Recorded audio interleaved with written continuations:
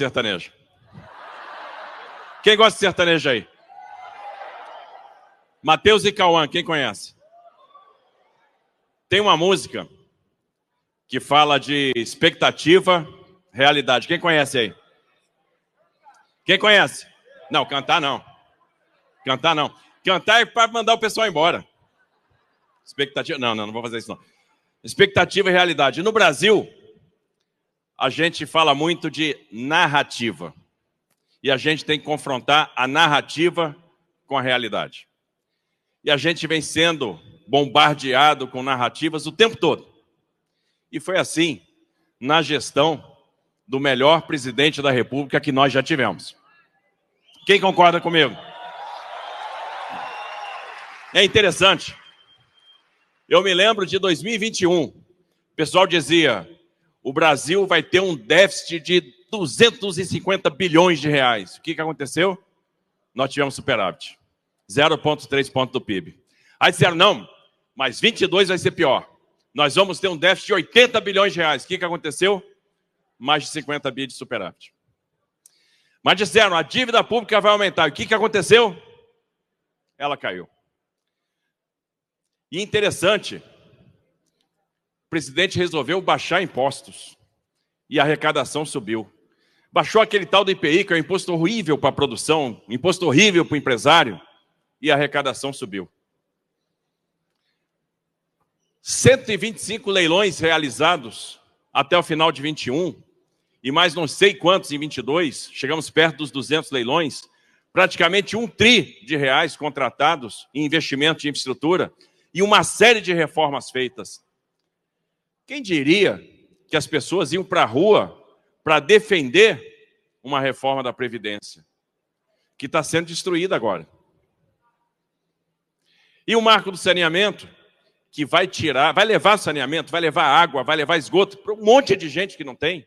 Olha a revolução que isso vai acontecer. No primeiro ano de marco do saneamento aprovado, mais de 50 bilhões de reais contratados em saneamento básico. E agora em São Paulo, nós vamos fazer 78 bilhões de investimentos até 2029. Vamos universalizar o saneamento de São Paulo.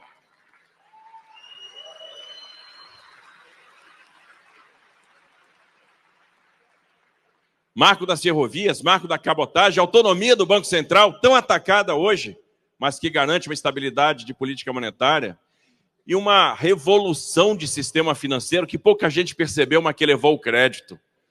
Uma revolução que incluiu várias pessoas. O Pix, quantas pessoas hoje movimentam recursos pelo Pix? Uma revolução sem taxa. Ninguém está cobrando nada no Pix, por enquanto. Olha como isso democratizou. Eu estava vendo aqui a apresentação do Nicolas e eu lembrei de algumas imagens icônicas do presidente Bolsonaro. Quem se lembra daquela imagem do presidente apontando para o alto na transposição do São Francisco? Quem lembra aí, gente?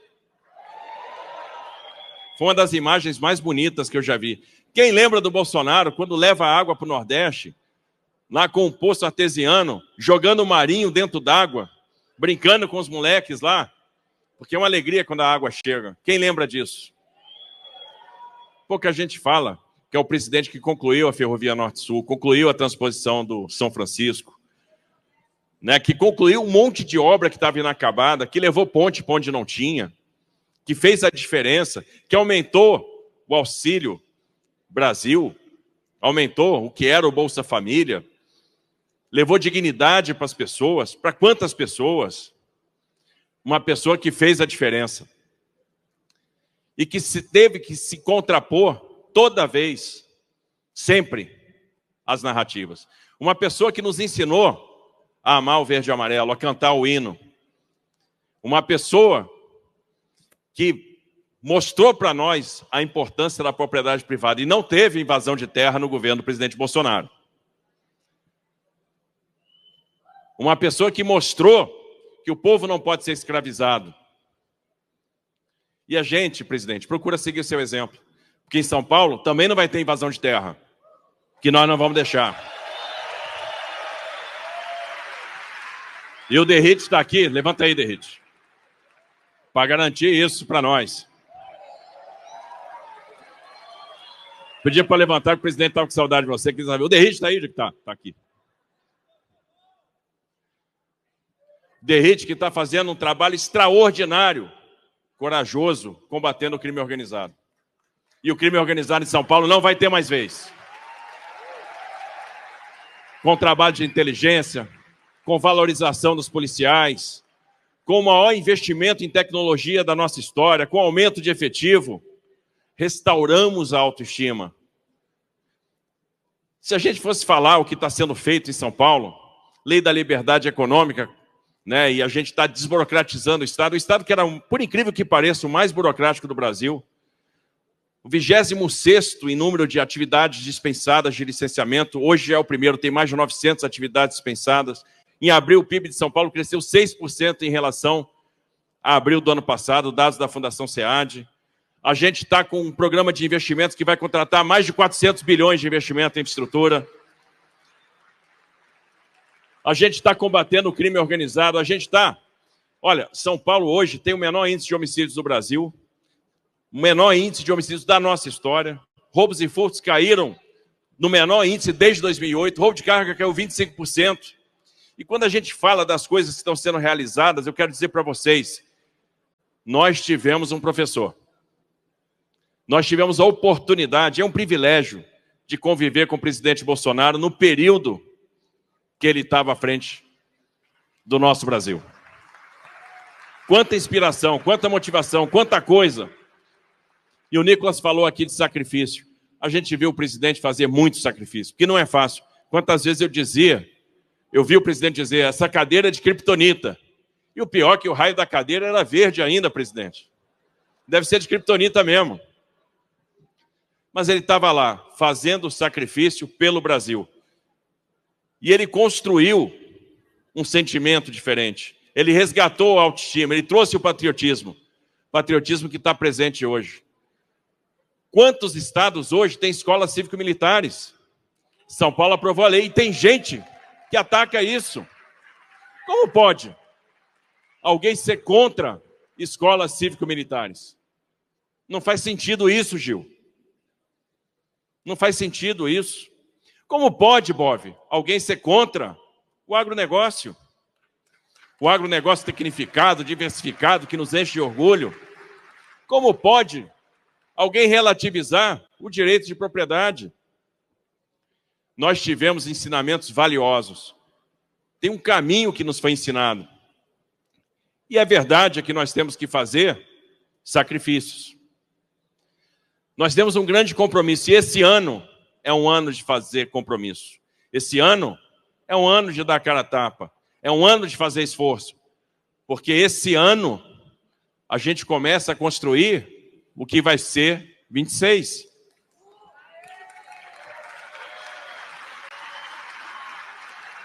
E eu estou falando isso porque aqui tem várias pré-candidatas, pré-candidatos. E como a gente começou falando de narrativa versus realidade, eu tenho um pedido a fazer para todos vocês. Não vamos permitir que a narrativa se sobreponha à realidade.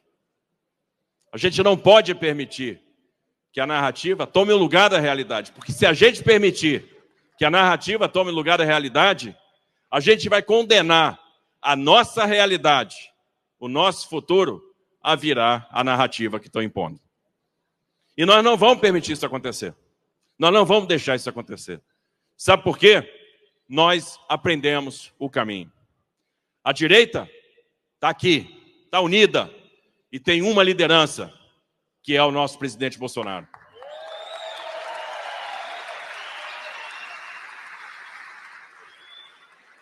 Uma pessoa que entregou tanto, uma pessoa que deixou legado, uma pessoa que não passou em branco. Aí, presidente, lá, como a gente diz na engenharia, você sabe que o pessoal da engenharia é melhor do que esse pessoal da artilharia aí, né? Na engenharia a gente tem uma frase que a gente sempre diz, não vivemos em vão. E o presidente pode chegar e dizer que não viveu em vão, só que tem muito ainda a contribuir. Nós esperamos muito do presidente Bolsonaro ainda. Que no final é a pessoa que dá fortaleza para nós. É a pessoa que a gente recorre lá quando a gente está com dúvida, está com problema. Tem muita coisa boa para acontecer. Esse país, o presidente fala isso, país maravilhoso, tem tudo. Quantas vezes a gente ouviu o presidente dizendo, olha o que o Brasil tem e o que ele não é. Olha o que Israel não tem e olha o que eles são. Isso tem que ficar na nossa cabeça, que um país com tanto potencial tem que crescer. Nós temos vários desafios. A população que está envelhecendo, nós temos que nos adaptar para a mudança demográfica. Nós temos que nos preparar para isso. O Brasil precisa voltar a crescer. O Brasil precisa ser próspero. E tem um caminho para isso. E esse caminho, vocês vão construir. A liderança está aqui. É o presidente Bolsonaro. O caminho, ele já mostrou. Agora, precisamos do esforço. E para terminar, para concluir, eu vi o Nicolas colocando aqui a importância de Cristo nas nossas vidas, e eu vou deixar uma palavra também, uma mensagem, que está em Romanos 12:12. Alegre-se na esperança, sejam pacientes na tribulação e perseverem na oração. A gente tem que se alegrar na esperança, porque às vezes nos julgamos incapazes de cumprir determinadas tarefas. Todo mundo. Às vezes a gente acorda e diz, pô, eu não sou capaz de fazer isso. Isso acontece com a gente, isso acontece comigo. Quanta dúvida, quanta falta de clareza, quanta vacilação. Às vezes a gente acha que não é capaz. E a gente tem que recorrer a Deus, porque Deus dá para nós a esperança, dá para nós a sabedoria. O maior medo do ser humano é o medo da morte. Esse Cristo resolveu para nós na cruz.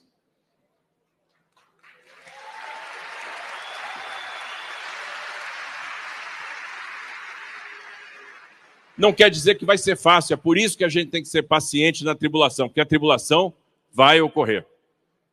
A gente vai penar, mas a gente vai vencer. E aí a gente tem que ser perseverante na oração, porque é a oração que cria intimidade com Deus. A oração é que traz o Espírito Santo para nós. E é por isso que eu sou otimista. Eu creio nesse país. Eu creio no verde e amarelo. E o Bolsonaro nos deixou as lições mais importantes. Mostrou para a gente a importância de Deus, a importância da gente amar a pátria, a importância da família, a importância da liberdade. Porque é por meio dessa liberdade que a gente ainda consegue se comunicar, a gente ainda consegue mostrar o que está acontecendo. E eu tenho fé que nós vamos ter um excelente resultado esse ano, que vocês vão trabalhar como nunca, que vocês vão contagiar os seus círculos, que vocês vão fazer a diferença, que vocês vão mostrar que esse Brasil vai ser próspero. Vocês vão mostrar para todos o Brasil que nós queremos. Vocês vão fazer, nós acreditamos em vocês. E se vocês estão aqui no dia de hoje, é porque vocês acreditam na mesma coisa, no mesmo Brasil que nós acreditamos.